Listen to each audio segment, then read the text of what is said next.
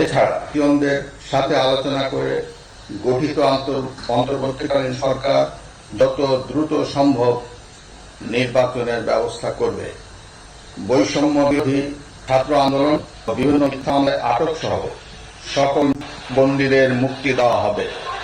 বৈষম্য বিরোধী ছাত্র আন্দোলনের পরিবারদের ক্ষতিপূরণ প্রদান ও আহতদের সুচিকিৎসার প্রয়োজনীয় সকল সহায়তা দেওয়া হবে।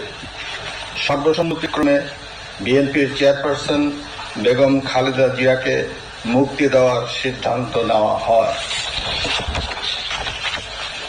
প্রিয় দেশবাসী, আমি দেশের আইন শৃঙ্খলা পরিস্থিতি স্বাভাবিক করতে এবং লুপ্তরাজ ও ধ্বংসাত্মক কর্মকাণ্ড বন্ধ করতে রাজনৈতিক দলগুলোর প্রতি আহ্বান জানাচ্ছি।